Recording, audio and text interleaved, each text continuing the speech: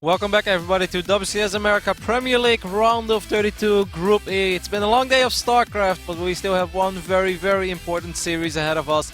It's going to be a PvP, which excites me, and I know, Nate, that even you are really excited for this one, even when you're a Terran player. When you have two North American Protoss go up against each other, it's going to be awesome. It will be awesome. And I'm excited. We're going to kick things off on King Staging Station. Only one American makes it out of this group alive. This town ain't big enough for the two of them. It's going to be Arium versus HuK. Well, it will have to be if HuK wins, because they will both be in the same town. I guess technically Arium's probably going to be in Burbank anyway, because why not come down here when you live within walking distance? Anyway, we're loaded in. It's time to kick off the final series of Group E for WCS America. And our first player, spawning in the top left position, who just eliminated Revival from Premier League. Representing my insanity, he is Arium. Played great. He played absolutely great. Phenomenal. Had a rough start against Violet, but definitely bounced back. And over here on the right bottom side of the map, we have our Canadian Protoss player, a polar opposite of Arium when it comes to experience and when it comes to success in his career. As he's been around for so long, but he's still good. He's still always competing at the highest level, especially when it comes down to North Americans. He is HuK, representing EG, of course. And HuK, Nate, is doing the absolute best build in the history of StarCraft 2. I'm sure it has absolutely nothing to do with the fact that you do this every game. Nope. It's just the best build ever. It's just set in stone. 11 gate is pretty much a default win in PvP. It doesn't really matter what happens anymore, guys, as HuK has just won this game. Just kidding, Nate. However, I do really like this opening. 11 gate is going to give you quicker access to Stalkers, of course, quicker access to Cybernetic Score. There are many different ways you can play from this. The way I would just do whatever I want, whatever I think is right. When HuK goes for an 11 gate, I have the idea. Okay, this actually drops both gases really. I have the idea that it's going to be a 3 gateway pressure attack. You know how we saw. Who did it yesterday? Was it Big Baby doing it against Shana? I think that is what HuK is going to do. I'd be surprised if this is for some sort of a super quick Stargate, but that's possible too. Either way, there are many ways you can go at it. 11 gate just slightly less economic than a 13 gate, but will open up your tech so much quicker and will give you map control with your Stalkers. Yeah, and Arium, I had a chance to talk to him. He's asked, talking about how he was going to prepare for this group, and the only real PvP I think that HuK recently played was in the Intel Extreme Masters Canadian qualifier, where he ended up losing to Saravati, I think, actually beat him in that qualifier. That is correct. Saravati did beat HuK in the Canadian qualifier. However, stuff like that can happen, and if I have to believe Saravati on his own words, he's very good in PvP. So perhaps HuK shouldn't look too much into that. HuK is currently mining gas of 5 probes. He tries to surround the probe over there. That's kind of fun. It's not something you see super often. Comes close. Gets the mothership core. Arium already adding the second gateway. Perhaps was able to pick up on the fact that things looked a little different. He is checking for proxies as well over here on the left side of the map. He has 2 probes out active on the map. That is unusual, Nate. This kind of gives me the idea that maybe Arium now wants to go, I said 3 gateway pressure, because why would you keep 2 probes out on the map? Yeah, I'm not entirely sure. This is crazy. Did he think he was going to lose his scout? He sent out another probe so fast, he's like, oh wait, I didn't actually lose my probe. I think he wants to proxy something over here, and there goes down the pylon. I'm just not sure what he wants to proxy. Is he going to go full Pig Baby Stargate 3 gate? Well, HuK is opening up the 3 gate, like we expected. What's just standard when you open up with the 11 gate, or not standard, but it's one of the more popular things for most Protoss players around. HuK, his mothership core is still on patrol, wants to make sure that he can snipe this probe before it will see the additional gateways. Arium is proxying a Twilight. No, he's not. He's going to proxy the Dark Shrine. I don't like this play at all. He doesn't have a lot of time to prepare, and he does not have a sentry, so how is he supposed to defend? It can work. It's one of those situations where he has to buy a lot of time with Photon Overcharge. Don't use Photon Overcharge too early. But HuK is probably good enough as soon as he enters the main base with his 3 gateway aggression that he's like, hey, you're a good Protoss player. You're supposed to have more. And HuK actually, even before this all starts, he gets a robotics facility. So the pieces are in the right place for HuK.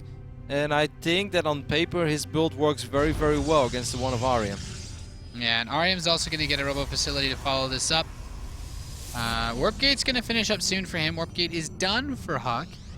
And I mean, HuK can just outproduce him, so all Arium can really do is just sit back and wait and kind of hope he can catch HuK off guard, I think. Photon overcharge is going to be really important. He's going to have to activate it pretty much immediately. HuK will still get a Stalker. Nice close. He doesn't get the Stalker. Will end up losing the Zealot. Good save there by Arium. But I think, like I said, Nate, I think HuK is good enough to immediately pick up on the fact that something has to be up over here. He already got the Robo. I think he's going to start an Observer immediately. Yeah, he's bringing all the Stalkers home, too. There's the Observer. Immediately Chrono boosted into it. Not taking any chances. No. Now he's going to see the Probe, and he's like, ha, wow. It's like the baddest wall, most badass wall of all time. The Probe and the Sentry. Two buddy cops. Yeah, it's like a man and his dog standing next to each other. They're like, yeah, no one passing us. Awesome. A couple of Stalkers from HuK are coming all the way home. There's plenty of things to snipe. That pylon's not going to finish. Yep. Well, I mean, I guess it could finish, but he has to cancel it or he won't be able to warp anything in. So one Dark Templar does get warped in. HuK knows there is more being proxied. There's more where that came from. Is he going to spot it? Well, the DT is actually moving out. HuK's looking for the pylon, but he might actually expose himself because of that. DT checks for third. Wow, this would be like the most fortunate Dark Templar harass doing I mean, he actually could run in and just snipe the Observer. He could kill the Sentry at the very least. Yeah, and if he runs in right now, he's going to do some damage because there's only one Observer out on the map, and it's making his way across the map. Yeah, he's building an Immortal to follow this up. Both observers. This DT actually could have accomplished a lot. Yeah. If only you had less fear. If you had more ambition, you could accomplish so much more with your life. He's like, nah, really okay with sitting at home, couch, watching some sports games.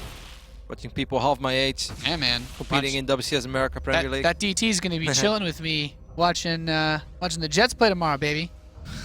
He likes to just chill. I can hang with this DT. I don't know if I can see him, but I can hang with him. All right, so the Observer of HuK does fall on the other side of the map. That's a little bit unfortunate for him. Arium has done a good job in getting a small worker lead. I'm not exactly sure how that came to place. However, HuK has way more units. HuK could potentially drop a force. HuK's going to get cancelled on this Nexus nade. No. Or maybe even Stalkers as well. This is a fantastic pickup here for HuK. And this is bad news for Arium. Arium, of course, opening up with the DTs. Yeah, Arium's build just seemed a little bit too fancy, and now he wants to run that DT in. There is an Observer this time, Photon overcharge, and two Stalkers saying nay. Yeah, this is really bad. Great snipe there by HuK. Good force field. He can even go on top of the ramp as well. He doesn't have blink, but he can just be annoying. Force out another Photon overcharge. He has so much DPS in his army. There's Photon overcharge, but does he even care? Oh, defensive Dark Templar is nice. But those things you do have to care. Yeah. Otherwise, you end up losing all your units. But even if HuK would end up losing all of his units over here, Arium doesn't really have a whole lot of units on his own, and he doesn't have he only has one base. So. Yeah, this DT actually somehow slipped into the main. But he's got Prism arrows. Yeah, he's got a Photon cannon, so. Yeah, this Dark Templar players just not came together very well for Arium. HuK picked up the Nick. Yeah, I think this build was a little bit too fancy. A little bit too fancy. I can see where it would work on a map like this, but against a player like HuK who likes his early gateway play, I feel like you gotta try to play ball more than. If you go with it, then go all out with it. Swap in 2 Dark Templars and try to accomplish something. Yeah, that also, like, he had an opportunity because he went from one Observer that crossed straight across the map into an Immortal. Of course, that's not something he knew, and he also knew that HuK probably knew that he was doing. I know it gets really deep, but that's just weird meta. Because yeah, I mean, no matter what we say, if HuK was looking at his ramp and he had 500 DTs coming in, he could have force fielded. Although if he had actually 500 DTs, he would morph an I think the only time when Arium could have just at least tried to test the waters is when the Observers saw each other over here on the north side of the map. It's like, hey, there's an Observer. Did he open double Observer? Let's just poke in. Like, it doesn't really hurt to try with your single Dark Templar. If you lose one DT, it's not really going to change anything because you've made the investment already, regardless. Yeah, and that DT could have done their work. I will say, Arium shows a lot of guts. He doesn't want to give up just yet, but this is a dire situation he put in. And without that Nexus even finishing, he can't Photon overcharge. He's got to, yeah, he loses the Mothership Core after he drops the Time Warp. He has a Colossus, but one Colossus without range is in an Archon. That's not the buddy cop dynamic duo that's going to save the day today. Nope, especially not without thermal lens. Like you said, the Immortal can just right-click right now on top of this ramp and will actually be stronger than both the Colossus and the Stalker combined. HuK has this game pretty much in the back as there's one Immortal starting releasing a couple of shots. There's Blink as well for Arium. Arium just has a little bit of everything, but he doesn't really have a lot of anything. Yeah, this Nexus is going to die. The Immortal will plow through any Colossi-based pressure since they have the same range without that extended thermal lance. And HuK will take game number 1. Arium has shown that he can play ball, but with his build order, he just set himself a little bit too far behind this game. HuK did not make the classic mistakes that, I mean, would make you die to a proxy Dark Templar opening. Nope, he didn't overstay his welcome. He didn't see like, oh my god, my 3 gates are doing so good. He has like no units. This is it for me. I'm going to keep all my units here. I don't even worry. He already made the roll before this. So this was not a 3 gateway aggression that like I have to kill my opponent. It was more to just test the water, see what's up. And you know, with 3 gateways, if you open up 3 gates, you're pretty much safe against everything. Unless you get no detection, then you can die to silly things. But, you know, he was fine. Even in Oracle, he still had the Mothership Core at home. So HuK was in a good position. I like that build. It gives you map control. You don't really have to do that much with it. And HuK just did everything right, you know. One moment, yes, the Observer was a little bit out of position. But in the end, it worked out great for him. And he just picked up a very, very solid game 1. After that Dark Templar opening, Arium is just doing a couple of things too many. He's researching Blink, he's going up to Colossus, and he's expanding off the back of a failed Dark Templar opening. Those are 4 things that he's not investing in units, where HuK is just pumping out Stalkers and 1 Immortal, marches across the map, drops a force field, kills 2 Stalkers, kills the Nexus, wins the game. I'd like to see Arium sick Blink micro in PvP. I'd like to see some Blink play out of him. When I see the Twilight Council, you know, forget the proxy, open 3-gate Blink, defend with the Photon Overcharge, and then use his micro, because honestly, if he blinks half as good in PvP as he did versus Revival, I'm actually kind of scared for HuK. You have a battle of people, you almost say the battle of control, and for all the jokes that can be made, you know, the history of, you know, HuK's top 3 control, Arium showed top 3 control of those Stalkers against Revival. You can't argue that. I'd love to see him just, you know, just a straight up low unit count gateway engagement. It's funny you say that, because not too long ago I was watching HuK stream, and he actually he was like, oh, you want to blink stalk on me? You want to blink stalk on me? So he was like talking really big. And I love Chris, but I'm sorry, this was really ironic because this backfired. He's like, yeah, try to beat me with blink stalkers, and then this dude actually beat him with blink stalkers. And HuK is like, he has so many. Either way, we are loaded into the second game of this series. It is going to be played on merry-go-round. And we can just go ahead and hop into the series. It's a very important game for HuK. If HuK wins it, he will make it to WCS America round of 16 for the 2nd time this year. If Arium wins it, it would be the 1st time in his career he would ever make it to the round of 16. He would definitely be the youngest American and European to do so. Yeah, I don't think it's possible to be really upset with the results of this group today, because you're going to have one of 2 I think very easy players to get behind and support moving on to the round of 16 from this match. And this guy certainly, I'd say, recovered from that match against Violet very well, and he's put on a damn good show here for his very first Premier League appearance. My Insanity's Arium, he's a baller. He's a little baller. He's a very young baller. He's got a lot of time ahead of him to get so much better. What a scary thought. And to keep balling. Man, this guy is going to put Charlie Sheen to shame if he keeps balling like this. He's 14 years old and he's already balling. It's like, well, Charlie, what were you doing? I drank Zergling blood. Over here in 9 o'clock position of merry-go-round, we have the Red Brothers player representing Evil Geniuses. It is HuK, of course, a little baller on his own. Has a lot more age, but it's not that tall. Yeah. So for this map, merry-go-round, there's a lot of space in the main. I think if you can get a high ground position, I love gateway pushes on this map. I would dare say I love Blink on this map. Yeah, on this map, I'd be very shocked if either of them doesn't open up 1 gate Twilight into 2 more gates. That is such a popular opening on this map that I'm really expecting at least one of them to do it. Out of all the PvP maps that are out there, I enjoy Stargate play the least on merry-go-round. I'm not sure how these guys feel about it, but that's my take on it. So I think we're going to see some solid Twilight play. Could be 1 gate into Twilight, could also be a 2 gate into Twilight, or one player can just open up straight up 3 gateways and then eventually get Twilight and Robo. But I think 1 gate Twilight is solid on this map. I think your Photon Overcharge will keep you safe for, you know, not everything. There's definitely safety space over here for your Blink Stalkers if Photon Overcharge is being used, but I like Photon Overcharge. I mean, I like Blink on this map. HuK is opening up with 2 gateways, so I think 2 gate Twilight then for him. Arium, maybe you get your wish, Nate. Maybe it's going to be top 3 control against Arium control. I want it. I really want to see it. Arium is making up a reasonable bit of gas. So when his cybernetics core finishes up, he should have enough to get a Stalker, Mothership core, and then shortly thereafter begin his Twilight Council. And HuK's is, yeah, I mean, it's not really crazy different. Oh, Arium actually opens up with a Sentry. And he sees the 2 gateway opening. Is he going to try to expand off of this and play defensively? 1 gate fast expand on this map against HuK is, I think, really risky. HuK is such a champ in taking advantage of all those greedy openings, and it is possible to hold most builds with 1 gate fast expand, but I'm not sure if I would want to try my luck with it against HuK. Yeah, of all the Protoss players, this guy's definitely not going to let you get away with being I think it's greedy. going to be Twilight. Yeah, there we go. So the Sentry's going to help defend against this, but HuK can still 3 gate. Sentry Twilight often lends itself towards Dark Templar openings, though, no? Like you want to keep the any early pressure out of your base. I don't know. It's kind of like could what also I'm used to just seeing. yeah, it's definitely possible, Nate. You're not wrong, but it could also just be to drop a force field, pick off a Stalker, and then like get an advantage. Well, like this. Yep. That would have. He wants to save. I think he could have, but I think he wants to save it because he saw the double gateway opening, and double gate can transition into 3 gates. So HuK is busting out the exact same build.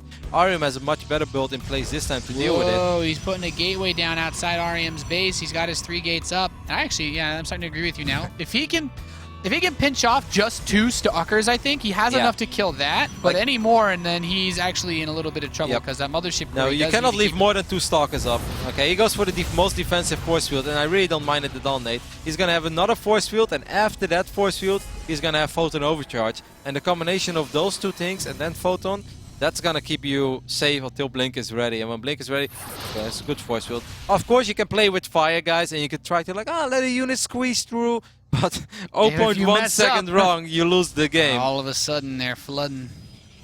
That's so not fun. I don't mind his safety approach over here. HuK wants, of course, scout what he's up against, but he already has the robotics facility on the way. It's not just for him observers. I'm just gonna get a pylon. No, that actually would be nice if you could supply block Arium, or at least make things a little bit more difficult. That's going to be. Now his gateways are finishing up, so he's going to get a good amount of Stalkers. And really, at this point, he is waiting for that blink. But HuK didn't pay attention. HuK is not watching. You're kind of bleeding out Stalkers, HuK's not watching. Man. You need those. Oh my God, HuK is not watching at all. He lost 4 Stalkers. His entire ID. Just turn off. I have no idea what he was doing. But he was watching somebody somewhere else. And HuK's ID. Now all these zealots, Nate, are useless as well, because HuK's ID was to just go in. Well, now I'm really worried. Yes, HuK is in trouble. HuK is actually, like, he's gonna get an Immortal, so he's probably safe. If I was Arium, like, Arium can just expand, like, immediately. Yeah, Arium's gonna use this Stalker to scout out. I mean, Arium could actually leave his base, like, with how much he's killed. Yeah, but, like, even though killing those Stalkers is super awesome, against Immortal Zealot, you're still gonna have a really hard time. So Arium should just expand as soon as possible. That's exactly what he does. It's the correct call. I would wait 1 second. I trust you to know your Protoss better than me. Well, I know the stubbornness of myself better than me. I would be that guy too, like, hey, I killed 4 Stalkers. I can run across the map and kill my opponent, right? And then you suddenly like 2 Immortals, and you're like, man, Immortals are stupid units. Only stupid races, stupid units. And then when I have Immortals against Roaches, I'm like, yeah!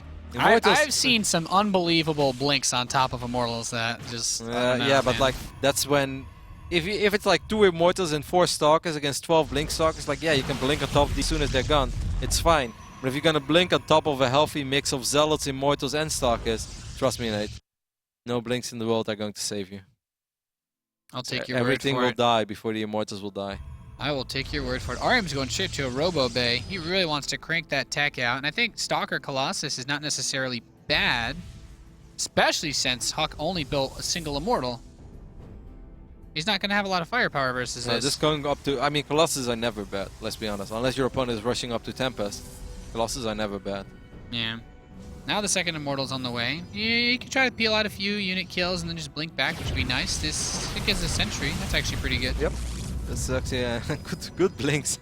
I know it's cliche, Arium has some really sick blinks. He could end up losing his observer over here. The high ground vision loss is mildly frustrating to say the least. I wonder what HuK approach is going to be. I think HuK is going to drop a Robo Bay as well, but he's going to be down quite a bit in the Colossus count. Taking a look at the income tab right now, guys, it's 36 probes for Arium against the 33 of our EG Protoss HuK. His expand is now 2 up and running. Arium is mining a lot of gas. Yeah, I mean, he got his Thermal Lance and he's getting +1. And I imagine he wants to start another Colossus behind the one that he's about to finish up. Yeah, he could attack with 2 Colossus, and I would actually love it. To be honest, HuK is nothing in HuK's army is good against Colossus. HuK's moving forward now. He's gonna try to. Arium. Okay, he's paying attention. He's gonna blink back. And with the Photon Overcharge and the force fields, like HuK can't actually he can't touch this. Now HuK has to worry about not being attacked. He's not the attacker. That's safe to say. As there's now a Robo-Bay going down for HuK as well, but it's so late. He's gonna get a Twilight as well, but that too is so late. So that second Colossus is coming in. This Phoenix, this hallucination will be able to scout kind of what's coming. But I still don't even think that Arium necessarily has to commit with this. He could just play this old school PvP. Doesn't actually need to attack HuK, and he can just... No, but I like to see him attack, because right now HuK is nothing that's good against Force Field. If Arium just gets a bunch of Zealots to protect the rest of his units, Force Field Colossus are going to rip this army of HuK. Yeah, there's no real micro potential, because he doesn't have Blink, he doesn't have any Colossi of his own, and... He doesn't have anything. Yeah. The second Colossus is out for Arium, and he's got range. I'm kind of agreeing with you. By the time he reaches his opponent's base, he'd have +1 attack as well.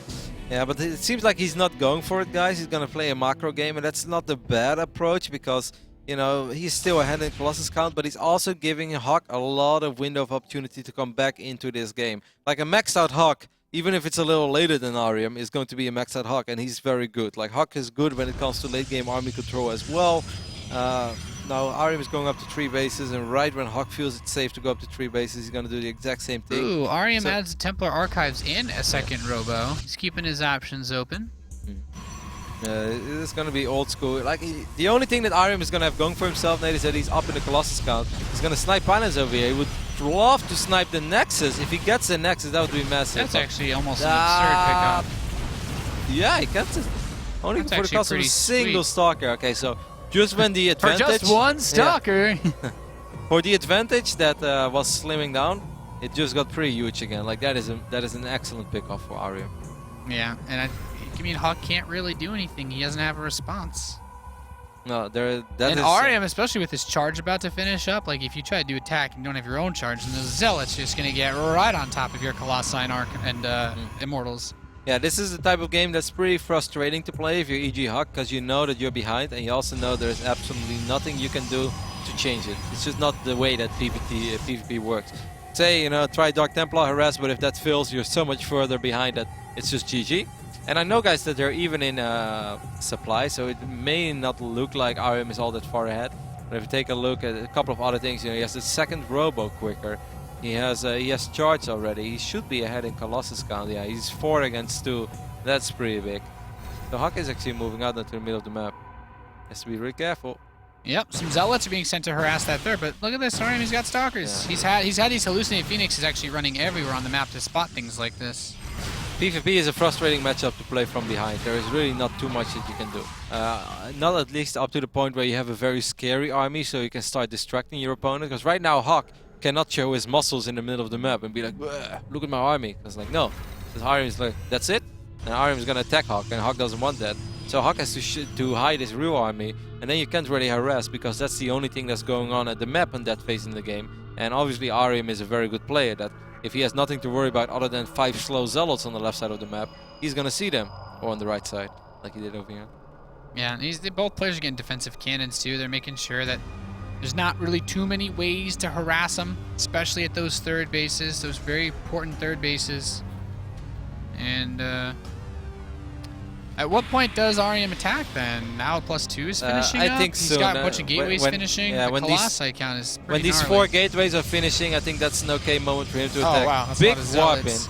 So HuK is trying to do 2 things at once. He showed the Zealots over here, but those got force fielded.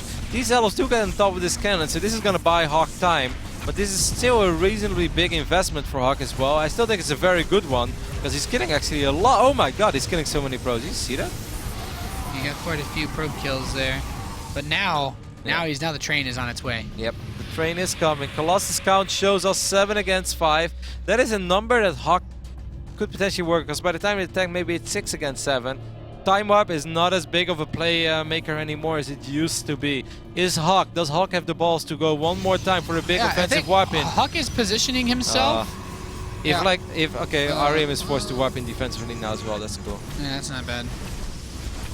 Upgrades, it's 2 against 2, right? So it all comes down to the engagement. Oh, he's HuK got, is one extra got a high zealot, tempo though. in that Warp Prism to try to feed back the Mothership Core. Yep, not gonna work. Potent Ocho is being activated. There's still zealot skirmish But like, going on the right side of the does map. he need to fight here? Oh, he can actually catch one of these Colossi finishing up. Yeah, He catches an Archon of HuK's. Good pickup there for Arium, who is taking a little bit of damage on the right side of the map, though. That is a good time warp by HuK, but HuK still has to be very careful. The upgrades are, I believe, +3 for HuK, +2 for Arium. Time warp ain't what it used to be. No.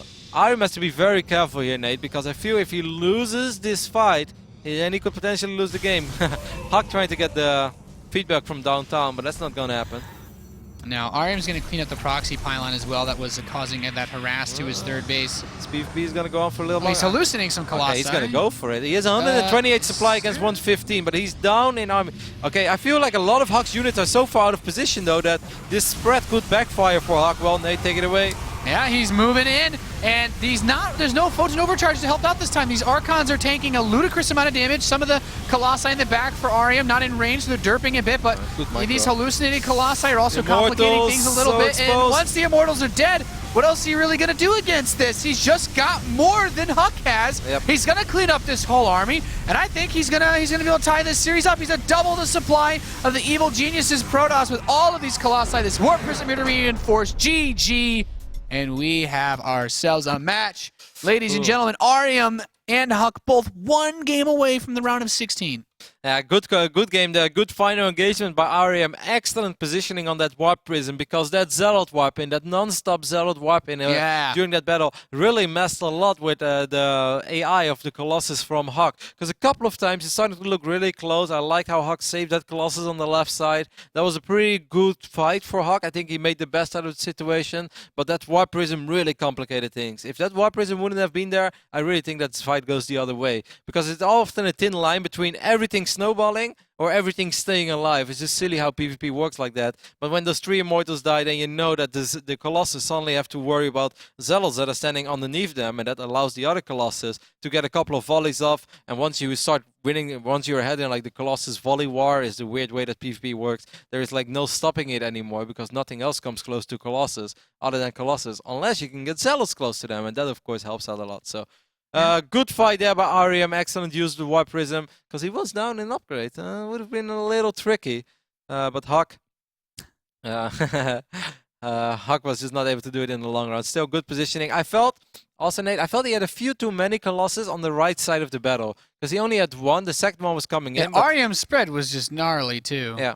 Like, Arium did a good job in not exactly fighting where HuK wanted him to fight. HuK wanted him to fight like on 2 angles, but Arium moved everything to the left bottom side of that fight, which made it a lot harder, because now there are 4 Colossus for HuK that have to walk before they can start shooting. Well, normally if you're defending, like, no, they walk into me, then I shoot. I'm not supposed to walk to the fight and then shoot. Yeah. It's tricky. It's tricky to get those engagements, especially because you used to have the advantage of being able to use Time Warp. And for a whole 30 seconds to delay Colossi positioning. It changed everything. Yeah, the Time Warp push made, I think, Colossi builds better, too, because it's harder to get caught out of position, because Colossi, it's like, yeah, they got a lot of range, but when they all clump up and derp like that, suddenly they're very vulnerable to the splash damage of other Colossi. And you usually be like, well, they're big units, they don't really clump up that much, do they? It's like, be surprised. And not just that, Colossus are often about like timings as well, and if you're heading Colossus, you want to capitalize on that. By the time that you make your way across the map, the other player is often able to catch up, and he is able to save extra time for himself, because 2 time warps is 2 times 30 seconds. That is enough time to get at least 1 Colossus out, and in a bizarre scenario, if one is like halfway through and the other one is chrono boosted non-stop, you can get 2 extra Colossus out. Now, with 2 time warps, 20 seconds is probably, not going to do a whole lot for you. No, not a whole lot. So the deciding map for this best of 3, the final match of Group E, is going to be Nimbus. What do you like on Nimbus, Roddy? I haven't seen too many PvPs on it yet. I think this is a popular map for Stargate play, but I often feel like if you want to go Stargate on a map like this, then you're going to have to play a greedy version of it and maybe Stargate before any other unit out there. Roll the dice a little bit.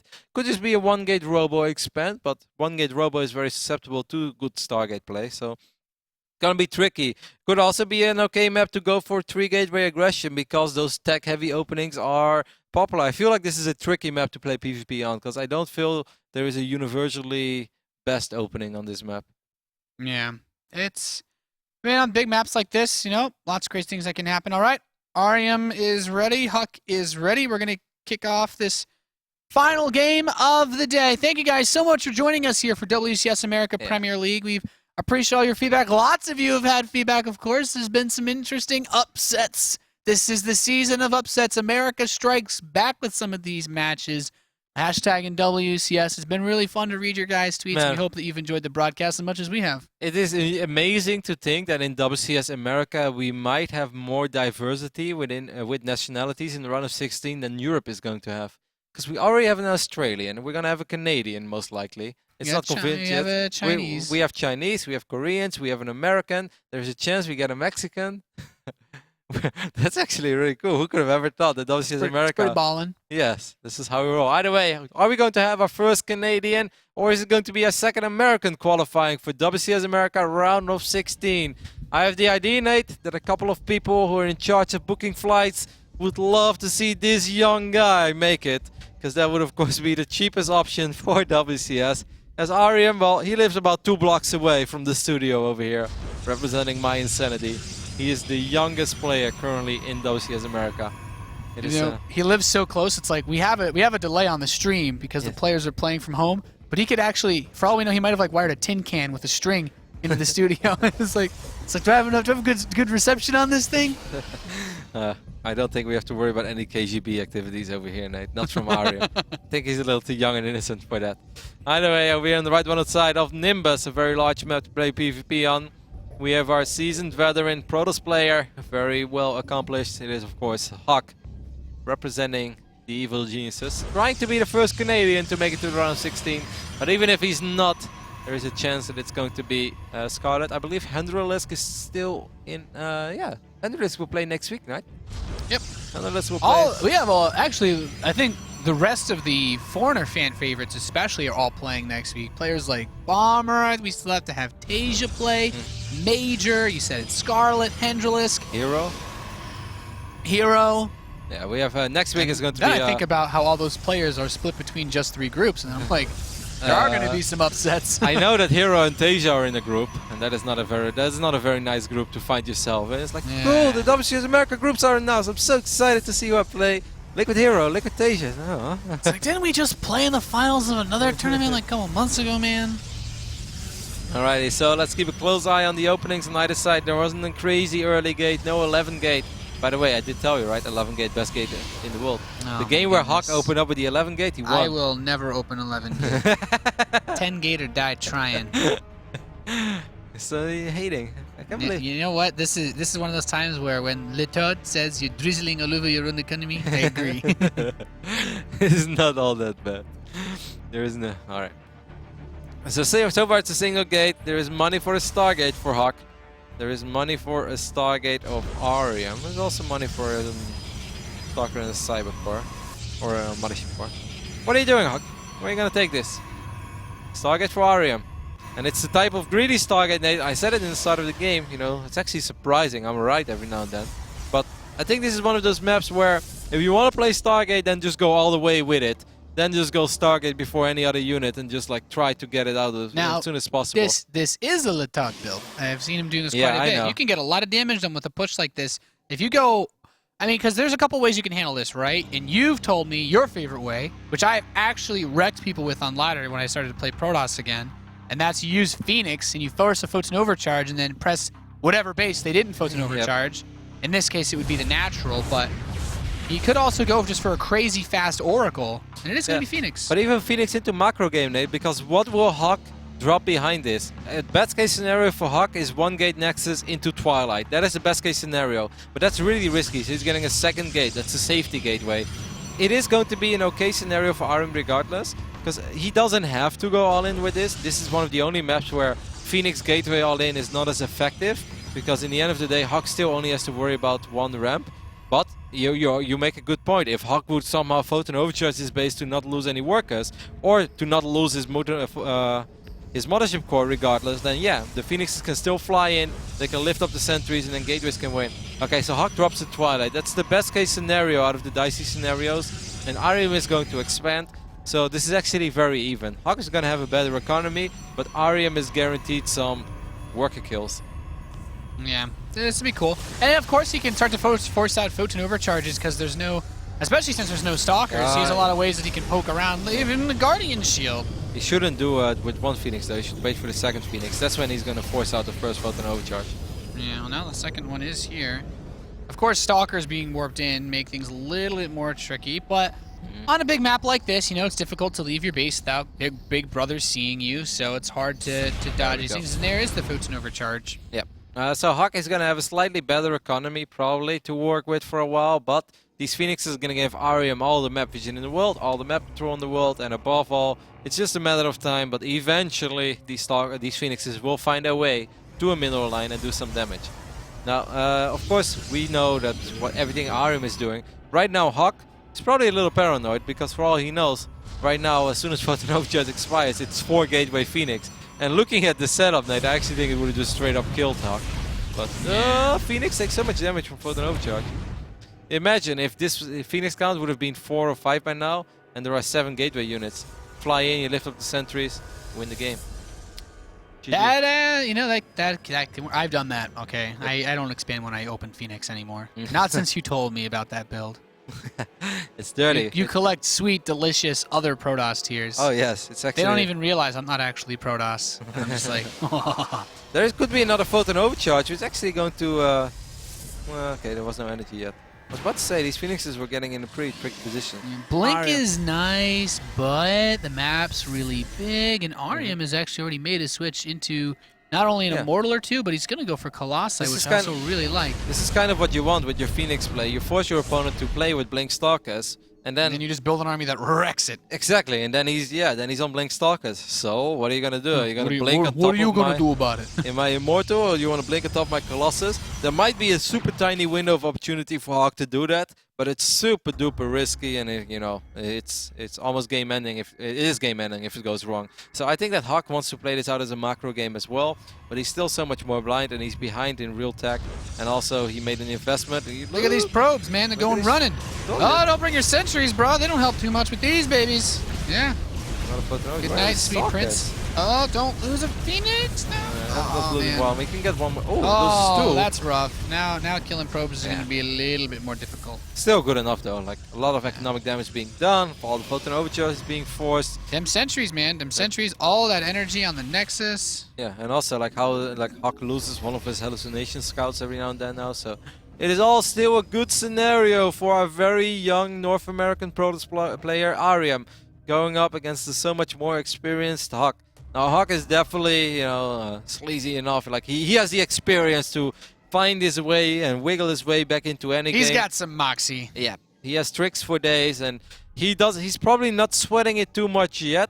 But I don't think he's feeling super comfortable either, because if you're Arium, you have to feel better about this. You know everything that's going on. You can do whatever you want, and you know what you're facing. You know you did a little bit of economic damage as well. Like everything is so far going okay for Arium, and is mildly frustrating for our EG Protoss HuK. Yeah. I honestly, I really like Arium's position just because he's building up such a tech-heavy army without it being punishable. Because eventually, with 3 Immortals and 2 Colossi, this is like a Stalker Slayer. Now HuK is getting charge, and that is unusual in this phase in the game. This gives us the idea that HuK wants to get a Templar Archives, that he doesn't want to go into a Colossus war when he feels like he's going to be behind the Colossus anyway. So here comes the Templar Archives, here comes the War Prism as well. He's already on 51 workers, so I do think he wants to go up to 3 bases, but can eventually... Arium attack anytime soon or no? Not without a crazy amount of gates, not with 4 gateways. Double Robo. I like Double Robo, but this map is so large that it takes so long before Double Robo shows its true strength, that I think HuK is gonna be able to enjoy 3-base economy for the longest amount of time. He's gonna have a nuts amount of Templar and or Archons. If I was HuK, I'd actually research Storm. Oh, Phoenixes. Oh, he was so close. He didn't see it. Yeah, he saw it. You sure? Yep, I'm well, sure. did he see it is the question. He saw it on the minimap, but he didn't see what it was. His Phoenix saw. They didn't report back to Commander. Oh! Good pick off. Yeah, good blink there by HuK. HuK's doing this very well so Well, far. now the Phoenix harass is essentially over. You can continue to poke around, but now it's just a scout. An expensive one. So High Templars are being warped in. I would really like to see That HuK. warp is getting close too to Arium's natural expansion. There's nothing in it yet, but he's gonna probably warp in some Imagine zealots. if he would have fired up Storm immediately. If he would have had Storm by now and he drops Storm. That would be disgusting. That'd be gross. Storm drops in PvP are actually really good because probes, unlike any other Probes unit, have the lowest amount of hit points of any worker. they die after just 2 ticks of the Storm, so that's awesome.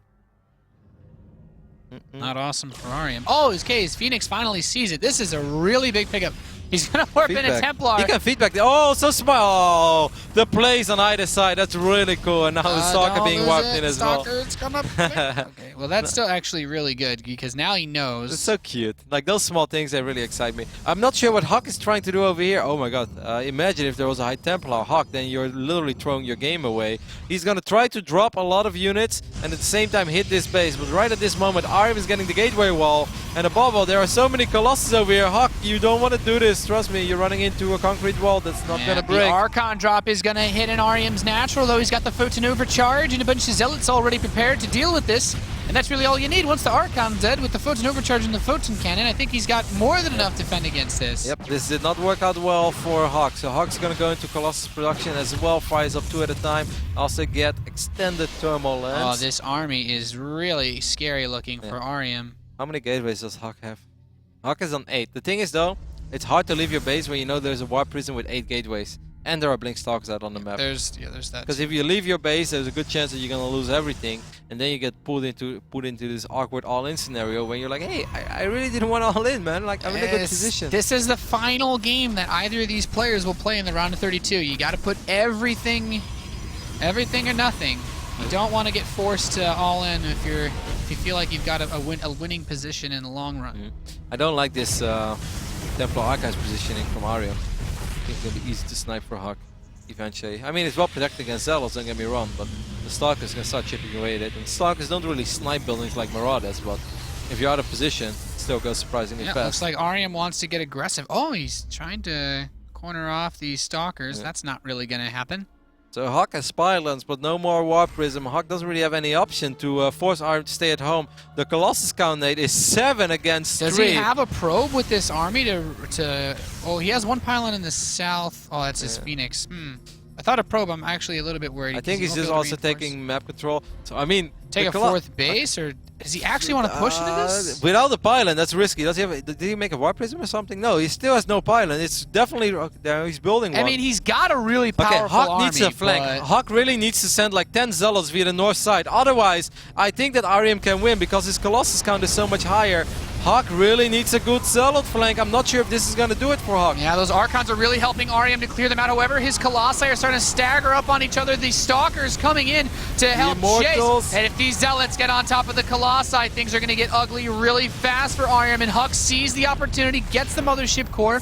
And Arium says, I can't do this just yet, but I'm going to take my time. If Arium would have had a pylon there and warps in 6 Zealots, Nate, I think with that engagement, he's absolutely going to win it. But the Warp Prism was just too late to the party. And now HuK finds himself in a good position, in my opinion, because the only thing that he traded was Zealots, but he got close to Immortals. He actually picked off 2 Immortals. He picked off an Icon. It's anybody's game. It truly is Arium wants to take a 4th game. base. HuK doesn't know about it just yet. And I think the charge lots. Oh, that Warp Prism do want to keep it alive. He's actually going to hold on for now. If he doesn't see that 4th base, then I actually like this position for Arium. Like, not necessarily as far as the engagement that you mentioned before, but he can build up a lot of money, and he does still have a pretty nuts number of Colossi. This is like, we're getting back to War of the Worlds, man. Wings of Liberty level. Exactly. This is truly anybody's game. Now, Fleet Beacon is going down for Arium. Arium does have the Stargate already. Now, Tempest are still fantastic in this matchup because Tempest 5-shot Colossus. So if you have 3 of them, you can, with 2 volleys, you kill a Colossus, and it really changes the outcome of a battle. However, you have to make sure that you're not forced to fight right before you want to get your Tempest out. Now, HuK still has these Stalkers. Eventually, he definitely wants to get rid of them, but not yet. Zealot counterattack going in towards the 4th base, but also the natural expansion. Oh, he's going to head towards the 3rd. With 3 cannons in this Mothership Core and his defensive warp in, he should be okay. These Stalkers are going to clean up a pylon on the upper right side as some more Zealots for HuK continue to traipse around the map. 4 bases, Nate. The 4 bases are so close to each other. Imagine if you have 5 Tempests over here. Oh, yeah. Arium's adding on Stargates. I actually this is actually a really smart play. Yeah, but it can backfire if he HuK doesn't get those units out in exactly. time. HuK, there's going to be a window while he's building those Tempests that he is super vulnerable. This is going to be the most dense scenario that these two players are going to be in for a long time. Round of 16 trips on the way. I think HuK is going to try to blink into the main base. He could have get vision and then blink across those spylands. I don't think that this would have prevented vision. Either way, 2 Tempests are on the way, and as soon as there are 3 Tempests out, Nate. Third Stargate too. Yeah, I already like it kind of for Arium. HuK is still not aware of this. I don't think he. Okay, he's getting close. What is he like? What does HuK do once there's actually like 3 to 4 Tempests on the map? Then I have no idea. Like, he needs to somehow find an engagement where he can kill everything so quickly. It's gonna be very difficult. Okay. Well, the main army's moving into the 4th phase. This is a beautiful moment for HuK to fight. Of course, Arium still has a very scary army on his own. HuK is gonna recall out. That's so risky. Oh, he recalls he after killing the Nexus. He loses 1 Colossus back to his own 4th. If you're Arium, what do? He's got Tempests out on the field now. He's got 2 more in production, but...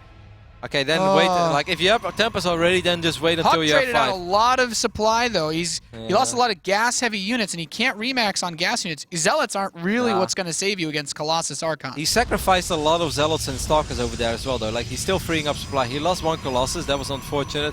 The biggest thing he has to worry about... a really good position for Tempests here. Yep. No, this is phenomenal, Nate. This is an absolutely phenomenal position. There's a High Templar in the Warp Prism as well. And now HuK is forced to warp in Zealots. It's not what you want. HuK needs a sandwich, but he's not going to get it. Oh, the Tempests are really exposed, a little too exposed.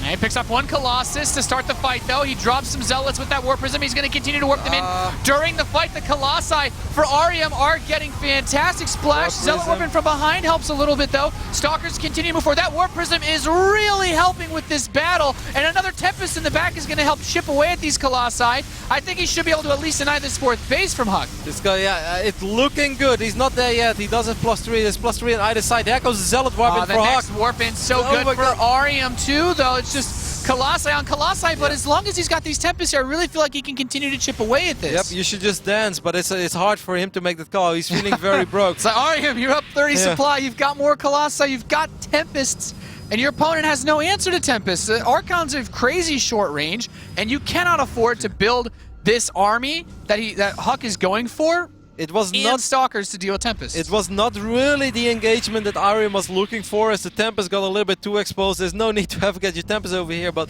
I think in the end it was still good enough. However, HuK still has an army to work with as well. It's 94 army supply against 86. You're looking at 4 Tempests now, which is a very inconvenient number, because you need 5 Tempests to one-shot a Colossus. So if you right-click them, there is a chance that you're going to have massive overkill. And that's not what you want. You don't want to 4-shot a Tempest which has like basically 1 shot left on his life.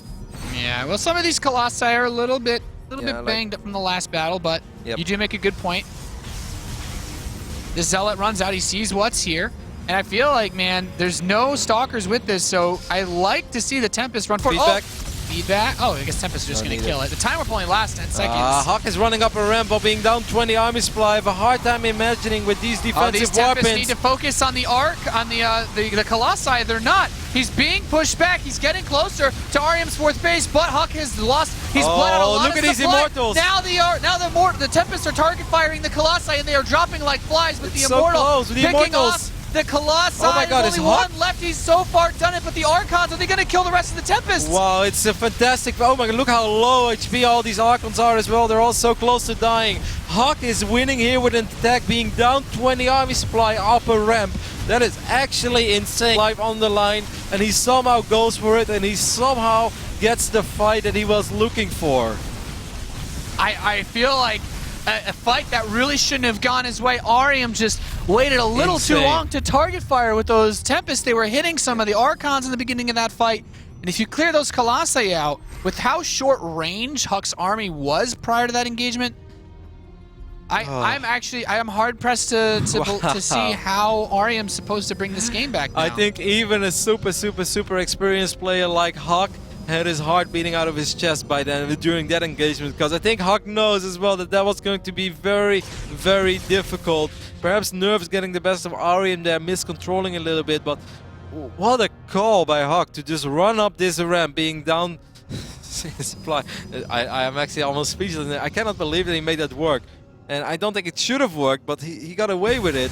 and he moved the Immortals in at the right moment as well. The Immortals pushed out so much damage, his Colossus pushed out so much damage, and above all, the Archons were shooting at the Tempest, so he had that right too.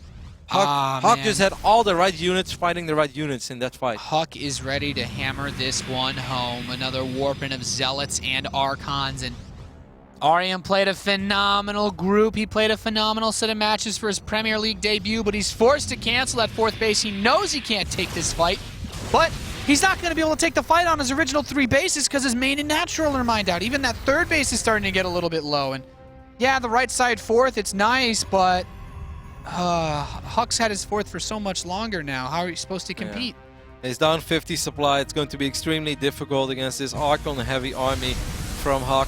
The only thing that HuK only has is 3 Colossus, and you know, Colossus are awesome, of course, guys, but 1 Colossus normally doesn't make up for 70 supply. Zealots being wiped in as well, and whenever you're wiping in Zealots in this phase in the game, that's always a little bit of desperation, unless it is to, you know, in the middle of a fight, to mess with units, set up a good engagement. Feedback does land on the Mothership Core. That's something for Arium, but HuK is really going to have to mess up if he doesn't want to win this fight. And considering the fact how impressive he was in that last battle, Nate, I have a hard time imagining a world where HuK is going to give this one away. Yeah, there's just too much here for HuK. Arium's preparing himself for the final battle of this game to try and defend, but defending his stay in WCS America will be difficult as ever as HuK moves in. He's continuing to stay max as he continues to warp in. Arium says, GG, good luck, hope to meet you, because he's still going to come watch the games. Course. And HuK will advance to WCS America Premier League round of 16. A beautiful group, an absolutely phenomenal day of StarCraft, and when Arium says that, of course he's gonna go out. He's such a passionate little StarCraft guy. He's truly one of those people that you wish that you were still that young, because I think it's almost adorable how much he's into the game. He's so young. He's gonna come up to the studio. He's gonna watch the games, and he was this close to actually, instead of just watching the games, playing over here in our studio in Burbank. I think he played phenomenal, Nate. I think he can be very proud of himself. It was even his game. It was his to lose. In the end, HuK, with all of his experience, somehow found a way. This is the type of fight that I would just love to see it one more time. I'm going to go over it one more time because it really shouldn't have been like that. Like, yes, he didn't have the ideal number of Tempest. He wasn't focusing the right units, but that HuK is able to make that work. All the props and all the love to HuK as well, who too played a phenomenal day of StarCraft 2, even against Violet. Came down to the wire, so close. And it's awesome for HuK that he moves on for the 2nd time this year in WCS America. HuK will make it to the round of 16. It's been a great day of StarCraft. Let's take a look at our bracket so you guys can see all the results that we are talking about. But there's not one series, Nate, I didn't enjoy. It's been an awesome, long day of StarCraft. Yeah, a lot of really great games rounding out the round of 32 overall, especially as we only have 3 groups remaining to determine who the last 6 players will be. As you said, these are today's match results. If you've somehow only showed up, at least you got to see one of the best games of the day. We started things off with Arium. You could really tell how he felt the nerves as he dropped the first series to Violet with a convincing 2-0. Then we saw HuK take out Revival in what was a bit of a mild upset. You know, you say, okay, HuK is pretty good, definitely doable to beat Revival. And Violet, once again, showing he's still a very strong player to knock out HuK and move on to the winner's match. But Arium versus Revival in the lower bracket is where things got weird. We saw some of the best blinks I think I've seen in a very long time out of our American Protoss to take out Revival in a clutch 1-1 situation. And then Arium versus HuK, man, that series kind of explains itself. A little bit of early aggression in the first 2 games, but that 3rd map just went all the way for both of these guys. Yeah, it was a truly phenomenal day. I really enjoyed it. It started off rough for Arium. Didn't really have the series against Violet what he was looking for, but after that, every single series was really entertaining. HuK versus Revival was awesome. HuK versus Violet was awesome as always, as these 2 guys, you know, it's possible that they run into each other a round of 8. That would be a dream quarterfinal for me. Either way, that's going to do it for this week of WCS America Premier League action. A lot of you guys have been enjoying the games, and it's really awesome for us to see that so many people are really getting into it and as passionate about WCS America as we are. Let's just take a look at the entire round of 32, and then we can see which players will be in action next week, as we have 3 groups left, and they are beastly, Nate. This lineup on Monday, you guys are going to get to see Hart, who had a fantastic run in last season of WCS. Toon Ming, another player who made it to the round of 16. fan favorite Scarlet, who makes her return to WCS America Premier League after a defeat in Challenger last season. Seed as well, who recently got picked up by Dignitas Group G on Tuesday. The king himself, Terran for America. Tasia, Shigua, the Chinese Zerg player. Hero, of course, looking to get back to the round of 16 after an early bout out last season. And Hendralisk, who's going to carry the Canadian flag for that group as well. Just taking a look at all the players that have advanced so far, as we had the Korean advances on Group D with Big Baby and Czech, and Group C as well. We had Polt and Jaedong advance. Group E was super awesome, where we had our Chinese and our Australian advance. And in Group A at the start of the round of 32, we had Xian, the champion of Season 1, and Neep, our American advances. So far, Nate, plenty of nationalities represented. I think that's pretty much it, unless Major would somehow be able to qualify as well. Then we would get one more nationality. You know, it's doable. That Major's actually been pretty on fire recently. So either way, I wouldn't be surprised. No, it's very possible indeed.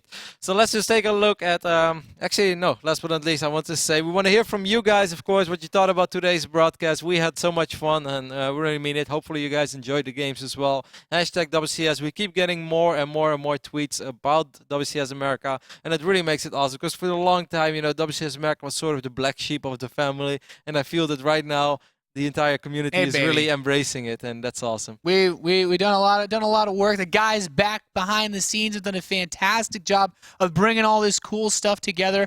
The people over at ESL Europe that set up all the fantasy league stuff. I mean, I'm really I feel personally invested in this fantasy league, because a lot of people also got wrecked on Revival getting knocked out first too. Yep, including me. I had him. I was wrong. I'm wrong every now and then. Either way, it was a phenomenal week of StarCraft for us, and it's going to be much more StarCraft the upcoming weekend as well for us, as the Red Bull Battlegrounds Global is happening. We're excited for that, and of course, the upcoming broadcast as well, as I believe the GSL continues. I'm not sleeping tonight, Roddy. Is that tonight already? Oh, Paralyzed, yeah. Cure, Myungsik, and Innovation. Well, it's hard not to get excited when you see those four names. And of course, we were just talking about Group E.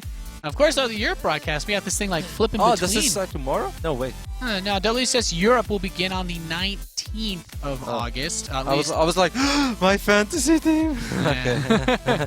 Yeah, Golden, Nurchio, Daishi, and Crass. For that group, I actually picked Nurchio. I'm looking for the return of.